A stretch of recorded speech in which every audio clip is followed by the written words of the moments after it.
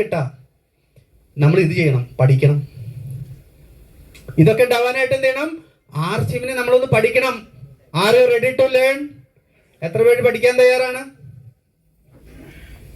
നമ്മൾ കൂടുതൽ പഠിച്ചാൽ കൂടുതൽ വിജയിക്കാൻ പറ്റും. എന്താ ആ പഠിച്ചതിന്റെ അടിസ്ഥാനത്തിലാണ് ഇന്ന് നിങ്ങളുടെ മുന്നിൽ റൈസിംഗ് കോർ ലീഡറായിട്ട് നിൽക്കുന്നത്. തുടക്ക വരുമാനം ഇയർലി ഇൻകം 2016-2017 34,000 രൂപയായിരുന്നു. 34,000 രൂപ. എൻ്റെ ഭാര്യ സമ്മതിക്കോ? വിദേശത്ത് 60,000 രൂപയ്ക്ക് മേലെ ശമ്പളം കിട്ടിയിരുന്ന ഒരാള് ഒരു വർഷം കൊണ്ട് 7 ലക്ഷത്തിന് മേലെ വരുമാനം കിട്ടേണ്ട ഒരാള് ആർസിഎമ്മില് ഒരു വർഷം കൊണ്ട് 34,000. ആരെങ്കിലും സമ്മതിക്കോ? ബുദ്ധിയുള്ള ഭാര്യമാര് സമ്മതിക്കോ? സമ്മതിക്കില്ല. പക്ഷെ എനിക്ക് ദീർഘവീക്ഷണം ഉണ്ടായിരുന്നു. നാളെ ഒരു 5 വർഷം കഴിഞ്ഞ് എൻ്റെ അക്കൗണ്ടിലേക്ക് ഇത്ര കൊണ്ടുവരാൻ പറ്റും, എനിക്കത് വേണം, ഞാനത് കൊണ്ടുവരുമെന്ന് എനിക്ക് വിഷൻ കിട്ടി. അതിൻ്റെ അടിസ്ഥാനത്തിൽ ആരെതിർത്തിട്ടും ഞാൻ നിന്നില്ല എന്നുള്ളതാണ്. അതിൻ്റെ അടിസ്ഥാനത്തിൽ ഇന്ന് വരുന്ന വരുമാനം നോക്കേ. ഇയർലിംഗ് എത്രയാണ്? ഹലോ, വാർഷിക വരുമാനം എത്രയാണ്? 22 ലക്ഷം. നാളെ ഒരു 5 വർഷം കഴിയുമ്പോൾ ഇതേപോലെ ഇവിടെ ഇരിക്കുന്ന എത്ര പേര് പറയിപ്പിക്കും? ഇവിടെ ഇരിക്കുന്ന എത്ര പേര് ഇതേപോലെ വരാൻ ആഗ്രഹിക്കുന്നുണ്ട്? നിങ്ങൾക്ക് വേണ്ടി ഒരു കൈയ്യടി നിങ്ങൾ തന്നെ കൊടുക്കാം. ഓക്കെ, ആഗ്രഹം ഉണ്ടെങ്കിലേ കിട്ടുള്ളൂ സുഹൃത്തുക്കളെ, ആഗ്രഹം ഉണ്ടെങ്കിലേ കിട്ടുള്ളൂ. ദൈവം എല്ലാം കാണുന്നുണ്ട് മേലെ ഇരുന്ന്, അല്ലേ? ദൈവം എല്ലാം കാണുന്നുണ്ട്. ഏറ്റവും കൂടുതൽ കൈ പൊക്കുന്നത് ആരാണ്? അവരാണ് മുന്നോട്ട്. ഇങ്ങനെ വേണ്ടാന്നുള്ള ഭാവത്തിലിരിക്കുന്ന അവർക്കൊന്നും കൊടുക്കില്ല. ആരാണ് കൂടുതൽ കൈയടിക്കുന്നത്? ആരാണ് കൂടുതൽ എക്സൈറ്റ്മെന്റിൽ ഇരിക്കുന്നത്? അവർക്ക് ദൈവം നോക്കുന്നുണ്ട്, അല്ലേ? ഇവിടെ ആർക്കും ഏറ്റവും കൂടുതൽ എക്സൈറ്റ്മെന്റ് ഒന്ന് കാണിച്ചേ, എല്ലാവരും അടിച്ച് കാണിച്ചു നോക്കട്ടെ. ആർക്കാണെന്ന് ഞാൻ നോക്കട്ടെ. Very good. അപ്പോൾ ഇന്ന് ഈ ഒരു ലെവലിൽ നിൽക്കാൻ കാരണം എൻ്റെ ഒരു 3 മുതൽ 5 വർഷത്തെ കഠിന പ്രയത്നമാണ്.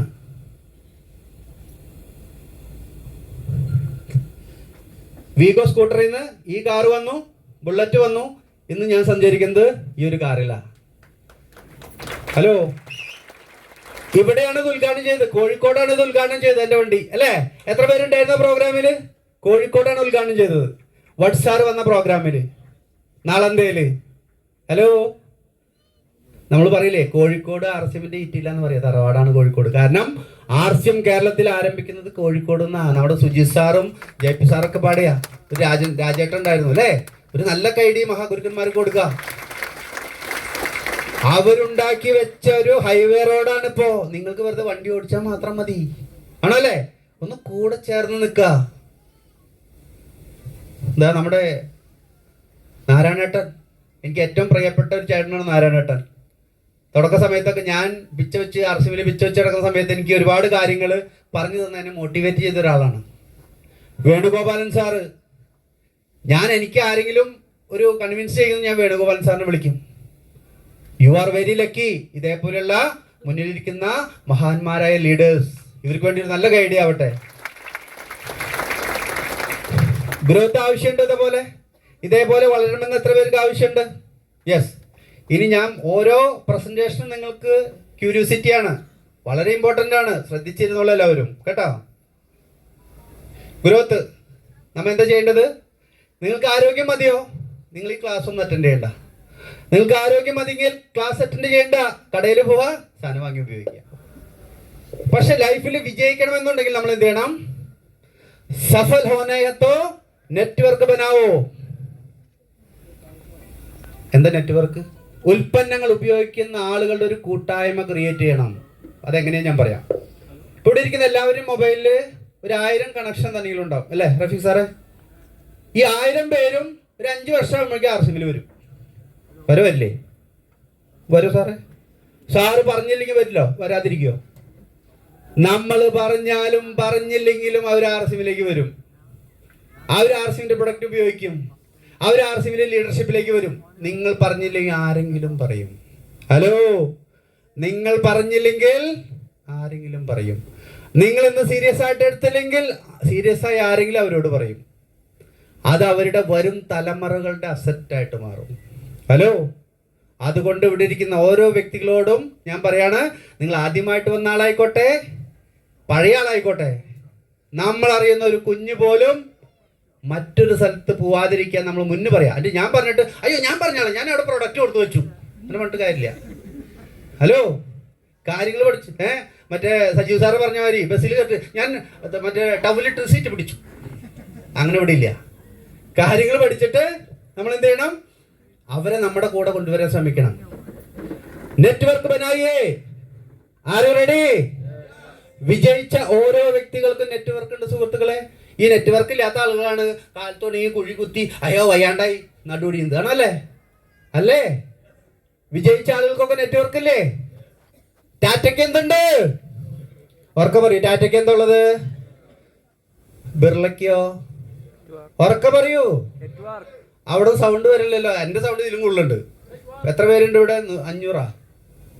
500 മേലെ ആളുകളുടെ സൗണ്ടാണ് കേൾക്കുന്നത്. ടാറ്റയ്ക്ക് എന്താണുള്ളത്? ബിർളയ്ക്ക് എന്താണുള്ളത്? ജിയോക്ക് എന്താണുള്ളത്? ശരിയല്ലേ? അതുകൊണ്ടല്ലേ ആള് 5000 കോടിയാ 5000 കോടി മുടക്കി മകന്റെ കല്യാണം നടത്തിയത്. ഒരു 47 കോടി ആളുകള് ജിയോ ഉപയോഗിക്കുന്നുണ്ട്. 60 രൂപ ഒരു കണക്ഷന് കൊട്ടി. അപ്പൊ 60 × 47 കോടി. അപ്പൊ എത്രയായി? 2500 കോടിയായി. 2 മാസം കൊണ്ട് 5000 കോടി ആള് മേടിച്ചെടുത്തു. ഇനിയിപ്പോ അന്ന് തുടങ്ങിയതാ, ഇന്ന് വരെ നിർത്തിയാ. ഇനി അവര് മോളുടെ പ്രസവത്തിന്റെ കാശും പിന്നെ അവർക്ക് കുട്ടി ഉണ്ടാവുന്നതിന്റെ കാശും ആ കുട്ടിയുടെ കല്യാണത്തിന്റെ കാശ് അടക്കം നമ്മുടെ നിന്ന് മേടിച്ചെടുത്തു അല്ലേ? വൈ? അവര് നെറ്റ്വർക്ക് ഉണ്ടാക്കി. അവർക്ക് ബുദ്ധിയുണ്ട്. നമ്മളോ ഒറ്റയ്ക്ക് ഓടി കഷ്ടപ്പെട്ടുകൊണ്ടിരിക്കുക ആണോ അല്ലേ? അവര് കോടികൾ മുടക്കിയിട്ട് നെറ്റ്വർക്ക് ഉണ്ടാക്കിയത്. നമുക്ക് കോടികളുണ്ടാ? കോടി പോലും ഇല്ല. നമ്മൾ വായം തുറന്ന് നമ്മുടെ കൂടെ കുറച്ച് ആളുകളെ ഈ നന്മ പറഞ്ഞ് മനസ്സിലാക്കണം അല്ലേ സാറേ? ബുദ്ധിമുട്ടുള്ള പണിയല്ലേ? ഭയങ്കര ബുദ്ധിമുട്ടാ. രക്ഷപ്പെടാൻ ഇത്തിരി ബുദ്ധിമുട്ടാ ആണോ അല്ലേ? അപ്പൊ നെറ്റ്വർക്ക് ബനാനോ നെറ്റ്വർക്ക് ഉണ്ടാക്കുമ്പോ ഇന്ന് പുതിയതായിട്ട് വന്ന ആളുകൾ നോക്കാം. നമുക്കൊരു വിഷൻ ഉണ്ടാവണം. ആർസിയിൽ വരുമ്പോൾ ആളുകൾ എന്താ ഇത് സീരിയസ് ആയിട്ട് എടുക്കാത്തതെന്ന് അറിയോ? ഏതൊരു പ്രോഗ്രാമിൽ വന്നാലും എൻ്റെ ഒരു ക്ലാസ്സിന് ഞാൻ ഇതിന്റെ വിഷൻ കാണിച്ചു കൊടുക്കും. എന്താ കാരണം? 8.5 വർഷങ്ങൾക്ക് മുന്നേ എൻ്റെ ലീഡർ എന്നെ ഇതിന്റെ വിഷൻ കാണിച്ചു തന്നില്ലായിരുന്നുവെങ്കിൽ ഞാൻ ഇന്ന് വിദേശത്തെ അതിൽ അറബിയുടെ അണ്ടറിൽ വർക്ക് ചെയ്യേണ്ട ഒരാളാണ്. ഗിരീഷ് ഇത് ഉപയോഗിച്ച കൊളസ്ട്രോളും മാറും, പ്രഷറും മാറും, ഷുഗറും മാറും മാത്രം പറഞ്ഞിരുന്നുള്ളെങ്കിൽ ഞാൻ ഇവിടെ ഉണ്ടാവില്ല. ഇപ്പൊ നമ്മൾ പല വ്യക്തികളും ക്ലാസ് അറ്റൻഡ് ചെയ്യുമ്പോൾ എന്താ സംഭവിക്കുന്നത്? കാലത്ത് തുടങ്ങി ഉച്ച വരെ ക്ലാസ് ഉണ്ടാവും, ഉച്ച വരെ പ്രൊഡക്റ്റ് പറയും ആണോ അല്ലേ? എന്നിട്ട് അവൻ പ്രൊഡക്റ്റ് കേട്ടിട്ട് പോകും. അടുത്ത മാസം വരും, അപ്പോഴും പ്രൊഡക്റ്റ്. അപ്പോഴേക്കും നമുക്ക് പോകേണ്ട സമയമായി. 3 വർഷം കഴിയുമ്പോൾ പ്രൊഡക്റ്റ് മാത്രമേ അറിയുള്ളൂ, ഇതിന്റെ അവസരം അറിയുന്നില്ല. അതുകൊണ്ട് വിജയിക്കാൻ കഴിവുള്ള ആളുകളും ആവശ്യക്കാരും ഇതിന്റെ അവസരം മനസ്സിലാക്കാതെ ആർസിഎം എന്ന് പറഞ്ഞാൽ മല്ലിയാണ്, മുളകാണ്, മഞ്ഞളെന്ന് പറഞ്ഞിട്ട് നടക്കുക. അതല്ല. അതുകൊണ്ട് ഞാൻ ഏതൊരു ക്ലാസ്സിന് പോയാലും ഇതിന്റെ അവസരം കാണിച്ചു കൊടുക്കും. കാണിച്ചു കൊടുത്തിട്ടും മനസ്സിലാക്കാത്ത ആളുകളുണ്ട്, അത് നമ്മുടെ കുറ്റമല്ല ആണോ അല്ലേ? ഇപ്പൊ ഇതിന്റെ വിഷയം നോക്കിയേ. നമ്മൾ ആർസിഎമ്മിലേക്ക് വരുന്നു. തുടക്കത്തിൽ നമുക്ക് പ്രോബ്ലംസ് ആയിരിക്കും. ഇപ്പൊ ഇവിടെ വരണം, മഴയാണ്, കാറ്റാണ്, വെയിലാണ്, കുട്ടി ചെറുതാണ്, കുട്ടി വലുതാണ്, കുട്ടിക്ക് സ്കൂളിൽ പോകണം, കുട്ടിക്ക് സ്കൂളിൽ പോകണ്ട അല്ലേ? പ്രശ്നങ്ങൾ ഒരുപാടുണ്ട് ആണോ അല്ലേ? കാരണം ആർസിഎം നമ്മളെ സംബന്ധിച്ച് ചെറുതാ. ആർസിഎം ചെയ്താൽ എന്ത് കിട്ടുന്ന അറിയില്ല. അതാണ് ഇതൊക്കെ പ്രശ്നത്തിന് കാരണം. പക്ഷെ ആർസിഎം ഇത്ര വലുതാന്ന് മനസ്സിലാക്കിയാലോ? 1000 രൂപ വരുമാനം കിട്ടുന്ന ബിഗിനർ മുതൽ 50 ലക്ഷം വരുമാനം കിട്ടുന്ന സ്റ്റാർ ഡയമണ്ട് വരെ ആവാൻ ആർസിഎമ്മിലൂടെ ഏതൊരു സാധാരണക്കാരനും സാധിക്കുമെന്ന് മനസ്സിലായാലോ? പക്ഷെ പെട്ടെന്ന് മനസ്സിലാവില്ല. ഇവിടെ ആദ്യമായിട്ട് വന്ന ആളുകളോട് ഞാൻ ചോദിക്കട്ടെ, 1000 രൂപ ആർസിഎമ്മിലൂടെ ഒരു മാസം വരുമാനം കിട്ടുമെന്ന് പറഞ്ഞാൽ ചിരിച്ചിരിച്ച് മണ്ണു. എനിക്ക് 15000 രൂപ ശമ്പളം ഉണ്ട്, ഈ 1000 കൊലുവിക്ക് വേണ്ടി ഞാൻ ആർസിഎം ചെയ്യണമെന്ന് പറയും. ശരിയല്ലേ? ആദ്യമായിട്ട് വന്ന ആളുകൾ അനുസരിക്കുക. എനിക്ക് 50000 ഉണ്ട്. അപ്പൊ പിന്നെ ആള് ഭയങ്കര സംഭവമായി. ഈ 1000 രൂപയ്ക്ക് വേണ്ടി ഞാൻ ആർസിഎം ചെയ്യുന്നത് നമ്മുടെ കണ്ണി പിടിക്കത്തില്ല. 50 ലക്ഷം കിട്ടുമെന്ന് പറഞ്ഞാലോ? ഓ, ഈ മല്ലിമുളക് ഉപയോഗിച്ചിട്ട് ഇത്ര വലിയ തള്ളുകളാണോ? ഈ മല്ലിമുളക് ഉപയോഗിച്ചിട്ട് 50 ലക്ഷം, ഇതിലും വലിയൊരു തള്ളു വേറെ എങ്ങും കേട്ടില്ല എന്ന് പറയും ആണല്ലേ? അല്ലേ? ഒന്ന് ഉറക്കെ പറയും അല്ലേ? എവിടെയാണ് നമ്മുടെ മനോഭാവത്തെ മാറ്റേണ്ടത്? തുടക്കത്തിൽ കേൾക്കുമ്പോൾ അങ്ങനെയേ നമുക്ക് മനസ്സിലാവുള്ളൂ. 1000 ഉൾക്കൊള്ളാനും പറ്റില്ല, മനസ്സിലാവില്ല. 50 ലക്ഷം ഉൾക്കൊള്ളാനും പറ്റില്ല. പക്ഷെ ഇത് യാഥാർത്ഥ്യമാണെന്ന് മനസ്സിലായാലോ? 50 ലക്ഷം മേടിക്കുന്ന ആളൊന്ന് ഷെയ്ക്കൻഡ് കൊടുത്താലോ രവി എ പി ശർമ്മ സാറിന് അല്ലേ? ഇത് നമുക്കൊന്ന് ഫീൽ ചെയ്താലോ? ശരി, അത് എപ്പോഴും ഫീൽ ചെയ്യാം? പതുക്കെ പതുക്കെ ഫീലിങ്സ് ഉണ്ടാവുള്ളൂ. അത് അതിനെയാണ് നമ്മൾ വിഷൻ എന്ന് പറയുന്നത്. आने वाला कल को उससे पहले जो आदमी पहचानता है उसको टाइम का सिकंदर बोलते हैं. आने वाला कल को वो टाइम आने के बाद में जो आदमी पहचानता है वो टाइम का गुलाम है. എന്താർത്ഥം? വരാൻ പോകുന്ന സമയത്തെ ആ സമയത്തിന് മുന്നേ മനസ്സിലാക്കുന്ന വ്യക്തിയാണ് സമയത്തിന്റെ രാജാവ്. വരാൻ പോകുന്ന അടിക്കാൻ വരട്ടെ, വരാൻ പോകുന്ന സമയത്തെ ആ സമയം വന്നതിന് ശേഷം മനസ്സിലാക്കുന്ന ആള് സമയത്തിന് അടിമ. നിങ്ങൾ ഇത്രയും കാലം പണിയെടുത്തിട്ടും കഠിനാധ്വാനം ചെയ്തിട്ടും കഷ്ടപ്പാട് തന്നെയാണ്, ദുരിതമാണ്, പൈസ ഇല്ല, പരാതി പറച്ചിലാണെങ്കിൽ അതിനർത്ഥം ഇത് നിങ്ങൾക്കുള്ള അവസര. 5 വർഷം കഴിയുമ്പോൾ ആർസിനോട് എന്ത് കിട്ടും ഇന്ന് കാണാം. ഞാൻ ഇവിടെ കാണിച്ചു തരും. അതാണ് ഇനി വരുന്ന സ്ലൈഡ്. അതുകൊണ്ട് ഞാൻ പറഞ്ഞു, കണ്ണും കാതൊക്കെ തുറന്ന് ഉറക്കൊക്കെ വരണമെങ്കിൽ ഒന്ന് തലക്കൊക്കെ ഒന്ന് അടിച്ച് ഇതിന് ഇരിക്കുക. ഓക്കെ, ഇത് നമ്മൾക്ക് മനസ്സിലാക്കാൻ സാധിച്ചു കഴിഞ്ഞാൽ, ഇവിടെ നിൽക്കുമ്പോ ഇതിനെ നിങ്ങൾക്ക് കാണാൻ പറ്റി കഴിഞ്ഞാൽ ദാറ്റ് ഈസ് വിഷൻ. എന്താണ് വിഷൻ എന്ന് പറഞ്ഞാൽ? ഹിന്ദിയിൽ പറയാം, അതിനൊരു പഞ്ചുണ്ട്. असंभव सा लगने वाली चीज को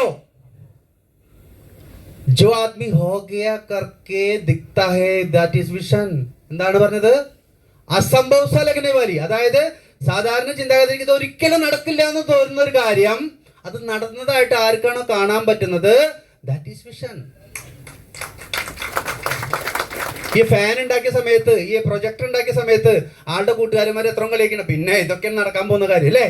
നടന്നില്ലേ? അവന് വിഷണറി മാനാണ്. അപ്പൊ നമ്മൾ നോക്കേണ്ട ഒരു കാര്യം, ഇതിനെ ഇവിടുന്ന് കാണാൻ പറ്റിക്കഴിഞ്ഞാൽ പിന്നെ നമ്മുടെ പ്രോബ്ലം ചെറുതാ. പിന്നെ നിങ്ങൾക്ക് എല്ലാ പണിയും വിട്ടിട്ട് ഇന്ന് ഇത് എന്റെ ക്ലാസ് പല ആളുകളും തീരുമാനിക്കും ഇനി പണിക്ക് പോകണ്ടെന്ന് പറയും. കാരണം എന്താണ്? അങ്ങനെ വിട്ടൊരാളാണ് ഞാൻ. ഇത് കേട്ടപ്പോൾ എൻ്റെ ഉറക്കം പോയി, ദാഹം പോയി, ക്ഷീണം പോയി, പിന്നെ എനർജി. എൻ്റെ ഇന്നത്തെ ഒരു ക്ലാസ് കഴിയുമ്പോൾ പല ആളുകളും അന്ന് റഫീഖ് സാർ ഓടി വന്ന പോലെ എന്തായാലും ഒരു നിർവൃത്തി എന്തായാലും ഉണ്ടാവും, ഓടി വന്നാലും വന്നില്ലെങ്കിലും. ശരിയല്ലേ? ദൈവമേ, ഇതൊക്കെയായിരുന്നു ആർശ്യം, ഇത് എനിക്ക് അറിയില്ലായിരുന്നല്ലോ. ഇന്ന് തീരുമാനമെടുക്കാൻ ദിവസമാണ്. ഓക്കെ, അപ്പൊ ഇവിടെ നിൽക്കുമ്പോ ഇതിനെ കാണാൻ പറ്റണം. ലക്ഷ്യം വലുതാണെങ്കിൽ പ്രശ്നം ചെറുതായിരിക്കും. അല്ലേ മാഡം? അല്ലേ? നിങ്ങളോട് ഞാൻ പറയാണ്, ഒരു വ്യക്തി വളരെ കഷ്ടപ്പെട്ട് ദുബായിൽ ഒരു ജോലി, ഒരു ഉദാഹരണം പറയണ്ട, വളരെ കഷ്ടപ്പെട്ട് ദുബായിൽ ഒരു ജോലി കിട്ടി, നല്ല പഠിപ്പുണ്ട്, പക്ഷെ ജോലി കിട്ടുന്നില്ല. അങ്ങനെ കഷ്ടപ്പെട്ട് ഒരു 60,000-50,000 രൂപയുടെ ജോലി കിട്ടി. വർഷങ്ങൾക്ക് ശേഷം ആള് കേരളം വിട്ട് വേറെ എങ്ങും പോകാത്ത ഒരാളാ. കേരളം വിട്ട് വേറൊരു സ്ഥലത്തേക്കും പോയിട്ടില്ല, ഭാഷ അറിയില്ല. അപ്പോഴാണ് പറയുന്നത് ഡൽഹിയിൽ പോകണം ഇമിഗ്രേഷൻ ചെയ്യാനായിട്ട്. ആൾ പോവില്ലേ? ഓടും അല്ലേ? കാരണം അവിടെ ലക്ഷ്യം വലുതാ. ദുബായിൽ പോയാൽ ഇത്ര ശമ്പളം കിട്ടും. ഇനി ആള് രജിസ്ട്രേഷൻ ചെയ്യാൻ ചെയ്യുന്നപ്പോ റിസർവേഷൻ ഇല്ല, ജനറൽ കമ്പാർട്ട്മെന്റിൽ പോകണം. ആള് പോ ചേട്ടാ, ജനറലിൽ പോവോ? ഡൽഹിക്ക് പോവൂലേ? പറയൂ, പോവും. കാരണം ലക്ഷ്യം വലുതാണ്, പിന്നെ പ്രശ്നം ചെറുതാ.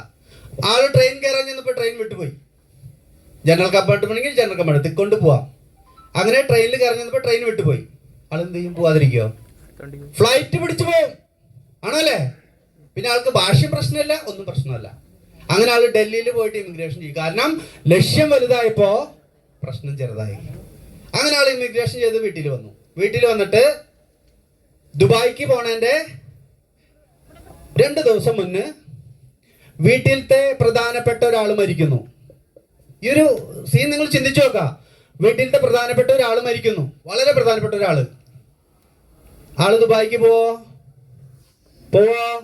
അവിടെ ചെന്നില്ലെങ്കിൽ ജോലി കിട്ടില്ല, പോവോ? വീട്ടുകാർ പറയും മോനെ ചത്തവര് ചത്തു, അത് അച്ഛനായി അമ്മയിലും ഭാര്യയിലും. ശരിയല്ലേ? നീ പോവാൻ പറയും. കാരണം നിന്റെ ഭാവിയാണത്, അല്ലേ? ഈ വീട്ടുകാർ തന്നെ പറഞ്ഞയക്കും. കാരണം ലക്ഷ്യം വലുതാവുമ്പോ പ്രശ്നം ചെറുതാണ്. ആർസിമിന്റെ മീറ്റിങ്ങിന് വരാൻ പറഞ്ഞാലോ പിന്നെ ഈ മല്ലിമുളക് ഉപയോഗിക്കാൻ ഞാൻ മീറ്റിങ്ങിന് പോണേ, അല്ലേ? കാരണം ഇത് ചെയ്തെന്ത് കിട്ടാന്ന് അറിയില്ല. പക്ഷെ ഇത് നിങ്ങൾക്ക് മനസ്സിലായാലോ, 50 ലക്ഷം വരെ വരുമാനം മേടിക്കാനുള്ള അവസരം ഇവിടെയുണ്ട്.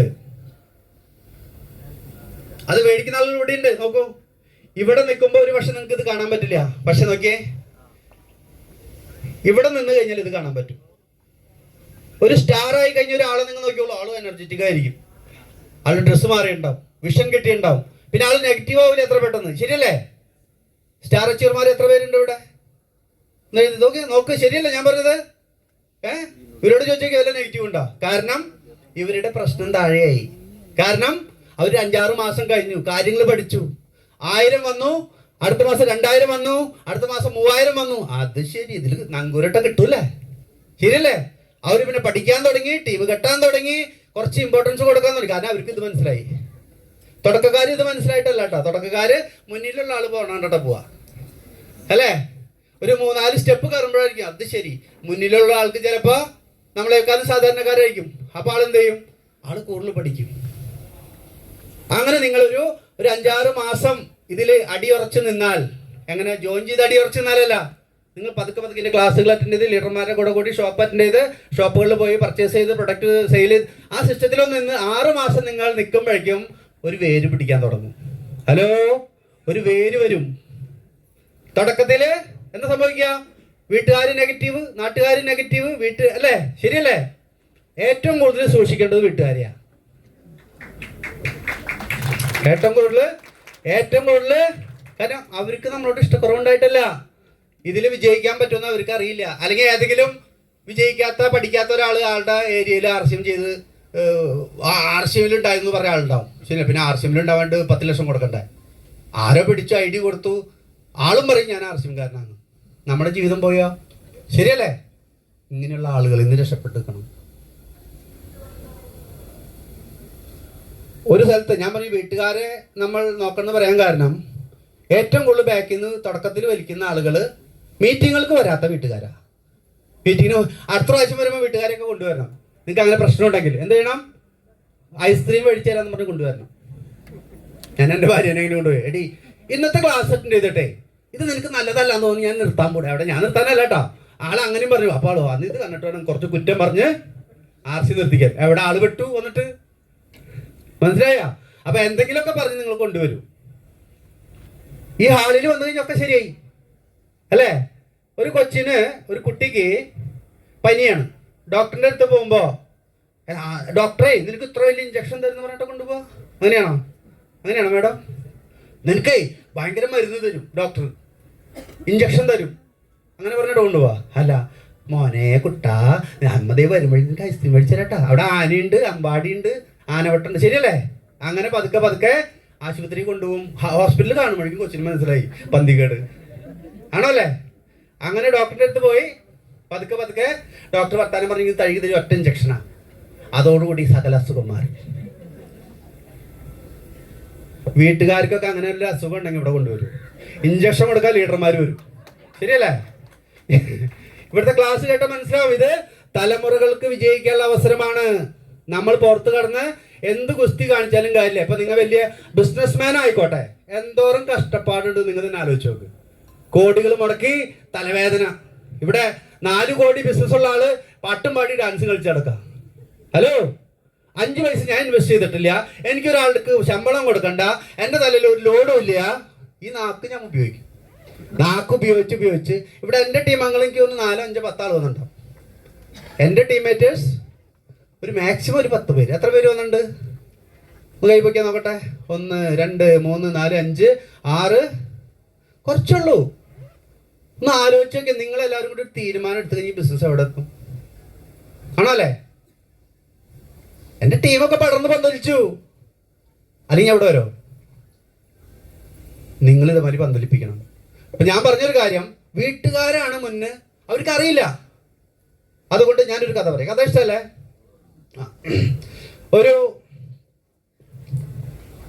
ഒരു ഡോക്ടർ, ആ ഡോക്ടറിന് ഒരു അനുഗ്രഹം കിട്ടി. ഏതൊരു രോഗി വന്നാലും ആ ആള് മരിക്കോ മരിക്കില്ലേ എന്ന് ഈ ഡോക്ടറിന് അറിയാൻ പറ്റും. എന്താ കാരണം വെച്ചാൽ, ഇപ്പൊ കാലൻ യമരാജൻ നമ്മളെ കൊണ്ടുപോകാനായിട്ട് മേലേക്ക് വരില്ലേ? ഒരു ദിവസം വരില്ലോ എന്നായാലും. ശരിയല്ലേ? അപ്പോ യമരാജൻ വന്ന് ഒരു രോഗി വരികയാണെങ്കിൽ ആ രോഗിയുടെ കാൽക്കലാണ് യമരാജൻ നിൽക്കുന്നതെന്നുണ്ടെങ്കിൽ ആൾ മരിക്കില്ല. ആ വ്യക്തിയുടെ തലക്കിലാണ് യമരാജൻ നിൽക്കുന്നതെന്നുണ്ടെങ്കിൽ, യമദൂതൻ നിൽക്കണമെന്നുണ്ടെങ്കിൽ ആൾ മരിക്കും. പക്ഷെ ഈ യമദൂതനെ ഈ ഡോക്ടറിന് മാത്രമേ കാണാൻ പറ്റുള്ളൂ. ആളുടെ കൂടെ വരുന്ന ആളുകൾക്കൊന്നും കാണാൻ പറ്റില്ല. അപ്പൊ അങ്ങനെ ആള് ഭയങ്കര പ്രസിദ്ധനായി. ഒരാള് മരിക്കാൻ പോണ്, അങ്ങനെ കൊണ്ടുവന്നു. അപ്പൊ ആൾ പേടിക്കുന്നുണ്ട്, ആൾക്കൊന്നും സംഭവിക്കില്ല. കാരണം യമദൂതൻ കാൽക്കല. ഇത് ഈ ഡോക്ടറിനെ കാണാൻ പറ്റുള്ളൂ. ഒരാള് ഒരു കുഴപ്പമില്ലേണ്ടോന്ന് ആള് പറഞ്ഞു ഇത് ഇത്ര സീരിയസാ. കാരണം ആൾക്ക് കാണാൻ പറ്റി യമദൂതൻ തലക്കല. അപ്പൊ ആള് അങ്ങനെ പ്രസിദ്ധനായി, ഭയങ്കര പൈസയായി, നാട് മൊത്തം ആളെ അറിയാൻ തുടങ്ങി. ഒരു ദിവസം ഈ ഡോക്ടറിന് സുഖമില്ലാണ്ടായി. എന്ത് പറ്റിയേ? ഈ ഡോക്ടർ വയ്യാണ്ടായി. അപ്പൊ ഈ ഡോക്ടർ നോക്കിയപ്പോ യമദൂതൻ തലയ്ക്ക് വന്ന് നിൽക്കണം. ആരുടെ? അപ്പൊ ആള് ഇത് എന്ത് ചെയ്യും ദൈവമേ? ആൾക്കുള്ള വരം കിട്ടിയത്. അപ്പൊ യമദൂതൻ എന്ത് ചെയ്ത് തലയ്ക്ക, ആള് ഇങ്ങോട്ട് മാറിക്കളിക്കും. യമദൂതൻ പോണില്ല. അങ്ങനെ ആള് കിടന്നു കഴിഞ്ഞാൽ അപ്പൊ യമദൂതൻ തലയ്ക്ക് വരും. അപ്പൊ ആള് പറഞ്ഞു ഞാനിത് എന്തായാലും ഞാൻ മരിക്കില്ല. ആള് വാശിയായി, ശരിയാക്കി തരാം. അപ്പൊ യമദൂതൻ തലയ്ക്ക് വരുമ്പോ ആള് തല അപ്പുറത്തേക്ക് വെച്ചു കൊടുക്കും. അപ്പൊ യമദൂതൻ അപ്പുറത്തേക്ക് വരും. അപ്പൊ ആള് ഇങ്ങോട്ട് വരും. അപ്പൊ യമദൂതൻ അപ്പുറത്ത് വന്നു. അങ്ങനെ ലാസ്റ്റ് യമദൂതൻ വയ്യാണ്ടായി. ആള് മേലെ പോയി യമരാജാവിന്റെ അടുത്ത്. അവിടെ പറഞ്ഞു സാധാരണ നമുക്ക് ഇവിടെ അല്ലെങ്കിൽ തന്നെ സ്ട്രെങ്ത് കുറവാ. ഞാൻ ഒരാളുകൊണ്ട് നടക്കണ കാര്യം നടക്കണല്ലേ, ആള് കറങ്ങി കളിക്കാന്ന്, എനിക്ക് ഒരാളും കൂടി വേണം, ഒരു യമദൂതനെയും.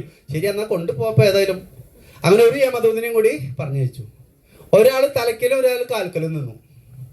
അപ്പൊ ഡോക്ടർ എന്താ പറഞ്ഞേ? അത് ശരി, രണ്ടാളും ഒന്നുമില്ലേ, നിങ്ങൾക്ക് ഞാൻ പിടിയില്ല. ആള് പിന്നെ ക്രോസിൽ കിടക്കാൻ തുടങ്ങി. അവരപ്പുറത്തും ഇപ്പുറത്തും വരും, ആള് ക്രോസിൽ. ലാസ്റ്റ് വീണ്ടും ഒരു വേണ്ടായി.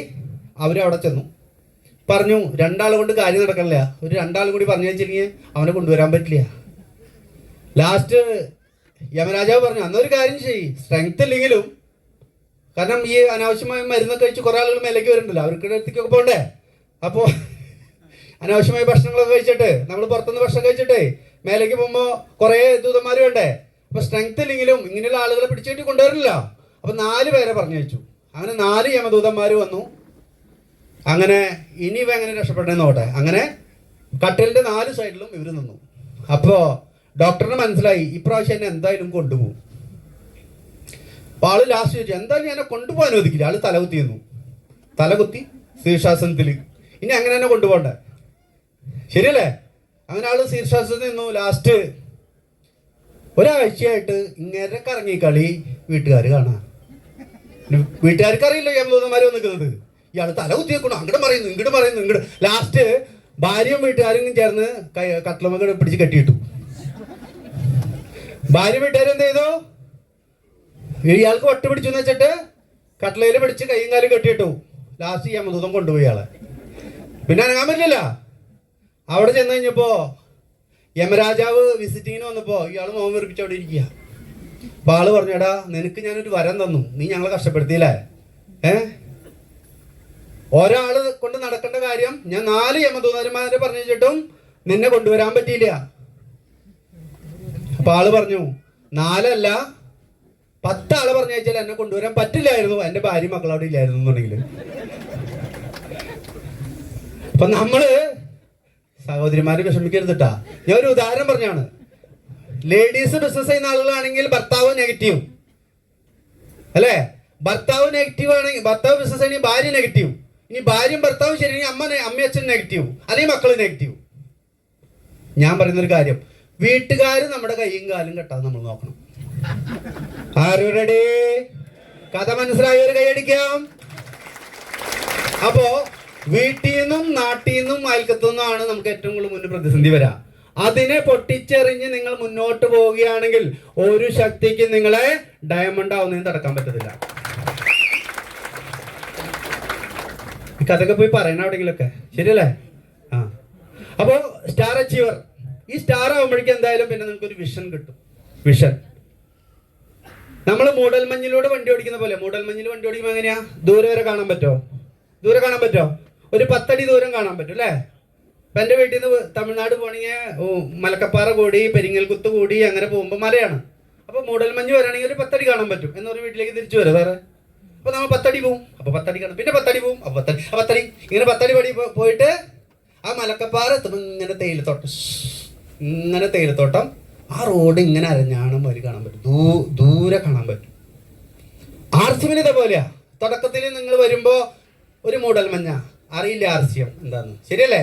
പക്ഷെ പതുക്കെ പതുക്കെ നിങ്ങളിൽ പഠിച്ച് മുന്നേറുമ്പോൾ നിങ്ങൾ ബിഗിനറായി, അപ്പോൾ ഒരു ഉഷാറായി, ഒന്നും കൂടി പഠിച്ചപ്പോൾ സ്റ്റാർട്ടറായി, കുറച്ച് ടീം വന്നപ്പോൾ ഈഗിളായി, റണ്ണറായി, വിന്നറായി. ഒരു 4-5 സ്റ്റെപ്പ് നിങ്ങൾ കയറി കഴിഞ്ഞാൽ നിങ്ങൾ ഒരു ശക്തിക്കും തടക്കാൻ പറ്റത്തില്ല.